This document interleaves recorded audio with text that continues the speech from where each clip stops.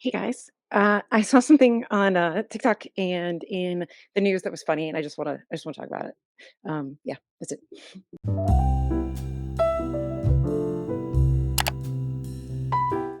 Hey guys, welcome back to the channel. It's Alyssa. I usually come on here onto StreamYard and talk about I don't know, weird news, things that are happening in the book space, react to videos, et cetera, et cetera. I have some of that today. I have an article I want to read, and really, we're only doing this just because the lols. Like, I just think this is funny. The reaction for book talk is hilarious to me. I don't take a lot of this stuff too seriously. I think that it would be funny to kind of like laugh along with each other on this. So that's why we're here. Let's just jump into it. So the other day, this booktuber of old that I have no idea who this person is, posted this GQ article that has got book talk like their panties in a twist, and I think it's funny, and not like in a humorous twist, like, they're kinda laughing at it. We're gonna look at 2 TikToks too responding to this. One's more serious, the other one just had me in giggles last night, so hopefully this is short and sweet, and we can all have a nice little chuckle over this. Ignore the background if you haven't seen my little Gravity's Rainbow parody, please do, it's funny. I think it's funny, it made me laugh. So, in the shallow world of book talk, being a reader is more important than actually reading. The TikTok books community is more about a lifestyle aesthetic than actual reading. As a former booktuber, I can't help but feel partly responsible. Barry Pierce. Who the hell is Barry Pierce? Anyway, I did my best to stay away from book talk for as long as I could. But in my defense, I was stranded in the rural Irish tundra for Christmas, and I'd already worked through the last series of Emily in Paris. Of course, I'd heard all about how it has allegedly changed the book industry forever. I think that sentence is really funny because it sounds like Emily in Paris changed the book industry forever, not book talk, but okay. And made some authors millionaires practically overnight. But I didn't need another addiction in my life. I already have Coca-Cola and Byredo candles. Okay, cool. Yet there I was scrolling and scrolling. Book talk had got me. Poor Barry.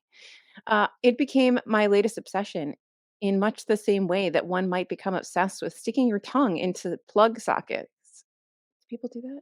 But there was just something about watching the same 20 books being flaunted again and again, people openly confessing to owning hundreds of unread books, the flagrant abuse of sticky tabs. Like, why does this bother you? Okay. In novels that absolutely do not require that much citation, bookshelves that are so perfect that arouse suspicion, people calling themselves certified bookworms, but like entirely earnestly, frequent references to people's yearly reading goals, something called new adult. It was like entering a parallel universe where reading wasn't just something that someone did for fun, it was a lifestyle, an aesthetic. People were readers, like Lorraine Kelly is Lorraine Kelly. But one thing just wouldn't leave my head as I scrolled endlessly through these cursed landscapes. I think I'm responsible for this. Oh, Barry. Way back in the 2010s, there used to be a community of book lovers on YouTube. There is still a community of book lovers on YouTube, but anyway, the collective known as BookTube was very much a precursor to today's book talk. Some of the pillars of book talk, book hauls, unhauls, challenges, reading wrap ups were pioneered on BookTube. And for a while at least, it was a cozy and wholesome corner of the internet. I used to be a booktuber, one of the biggest ones, actually. So modest. It's kind of the reason why I was able to have some legitimacy when I transitioned into writing about books as a career. Uh, if you're writing about books as a career, can we go back to this sentence where it looks like you're referring to Emily in Paris as the thing that has changed the book industry? Anyway, keep going. We're going to have angry Barry fans here. I stopped making booktube videos because the community had become overrun by commercialism. Oh, heaven forbid. Near the end of the 2000s, many of the major booktubers had essentially become pawns in the hands of the publishing houses. They'd receive boxes upon boxes of books that they'd then haul basically to show off. And then you'd never see those books mentioned again. The act of reading became replaced by the act of being a reader. Actual reviews became few and far between, and many of the smaller, genuine readers on the platform jumped ship. It feels like Book Talk has got to the same place, only much faster. At the end of 2022, the best-selling author Stephanie Danler, Sweet Bitter Stray, wrote about trying to traverse the book talk as an author. Her experience was somewhat fraught. She wrote that TikTok is not a social media app, but an entertainment app. Okay. On it, you can't just show a book by Clarice Lispector. Sure, you can. You're just not looking in the right place. The successful accounts performed being a woman who read Clarice Lispector. I'm not performing. I really like her. I don't talk about her on BookTok though, so maybe this isn't about me. Dandler also goes on to make the claim that being visible on these apps is antithetical to the act of writing. I find it difficult to disagree with Dandler's summation of BookTok. Okay, but you're talking to an author about this. This is weird. There is an uncanny falseness behind it all, a showy nothingness that only approximates bibliophilia. Who doesn't want to be seen as literary? Lots of people.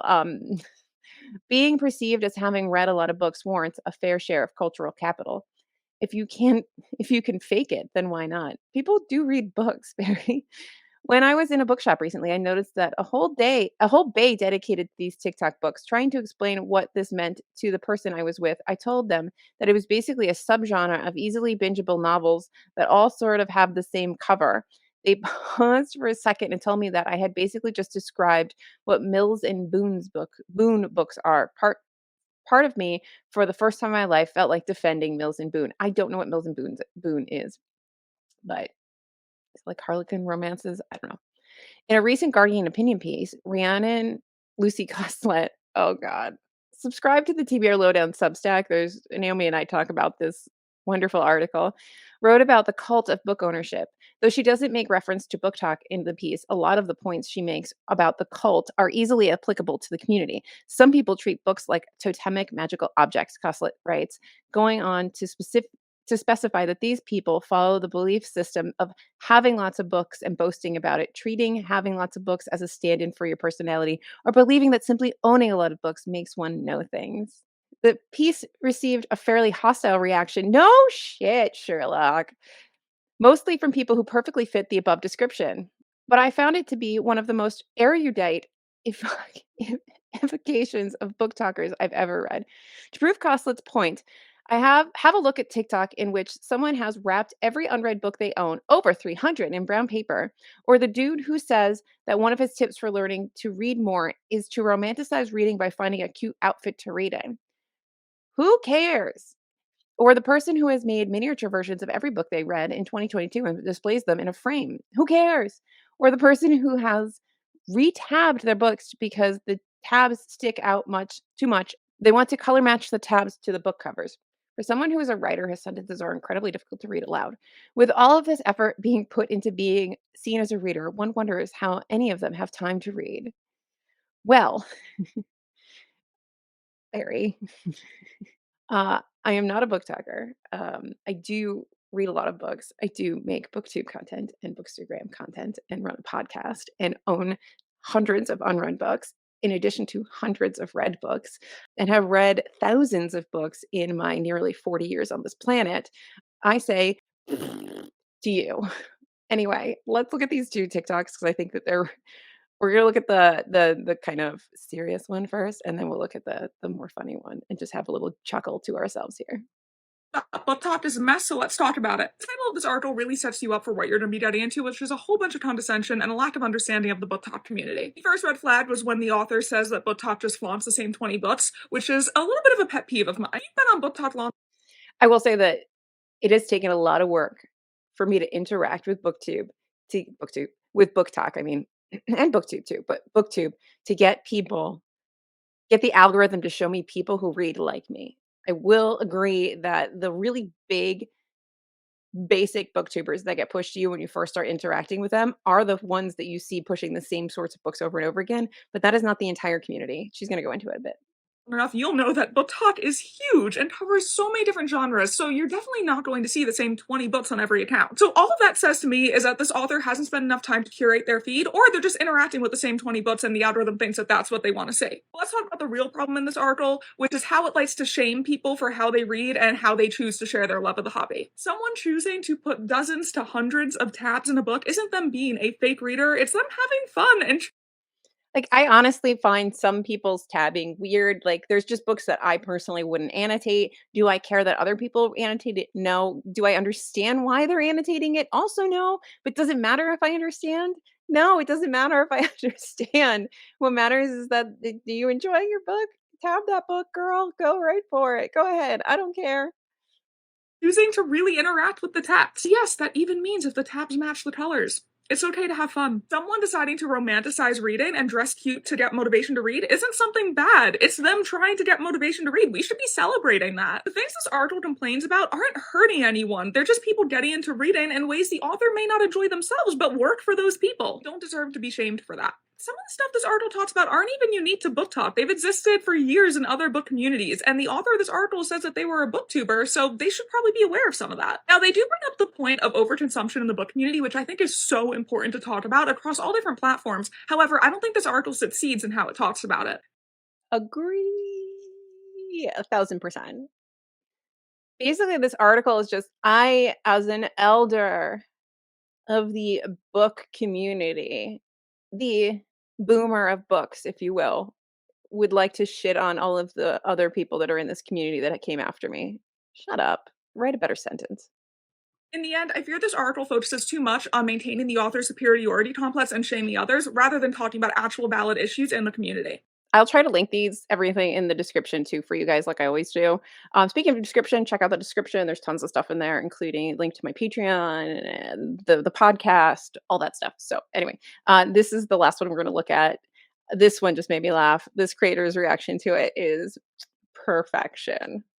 So, so if you happen to catch the most condescending article written of all time by Sweet Prince Barry Pierce, Sweet Barry wrote an article in GQ basically saying that BookTok sucks because everybody pretends to read or uses reading as a personality rather than actually reading. Which just shows how little he knows, because, like, if I see one of those little videos that have, like, a quote from a steamy enemies to lovers, babe, I'm reading.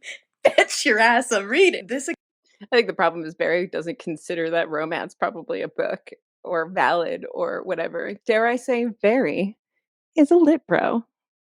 How it did a really great breakdown of, like, everything that's wrong in this article. So if you want a breakdown, go there. Don't read the article. That's the one we just watched, by the way. You'll never get that time back. I want to focus on the end of Sweetberry's article, in which basically he lists a whole bunch of examples of people doing things that aren't reading, but relate to reading. So somebody wraps their books in brown paper, or somebody picks out cute outfits to read. But Barry did not like that. With all of this effort being put into being seen as a reader, one wonders how any of them have time to read. God, Barry, you are asking the hard question. And this is exactly what happens when men say, oh, well, women are wearing too much makeup, or I don't like the way you dress. Because they think that people are putting on makeup to impress them, or they're wearing clothes to get a reaction out of them. When the secret of it all is, it's not for you. People are wearing makeup and expressing themselves through different ways for them, because it makes them happy. Not so some random dude on the internet can be like, that's too much makeup. And that is exactly the problem with this article. Barry basically went through BookTok and was like, hate this, hate that, that's not a read. Thinking that all these people were putting on a performance for him. Also in the article, he says that he feels partially responsible for BookTok because he was a booktuber. Okay, boomer. In 2010. Thank you, founding father Barry Pierce. The point is, what a sad way to live your life, to think that everybody is performing, and that they are all doing it for your specific grade and judgment. BookTok has problems in not being authentic as a thing, but why are you deciding that for other people? I just don't get the pressure to define, like, what a real reader is. Like, why does it matter? If the author doesn't like these things, that's totally fine. But why is that the only acceptable definition of a reader? I feel bad for Barry because what a shitty mindset to be in. Maybe these people were doing it because they were having fun. And it sounds like Barry has never had fun in his life.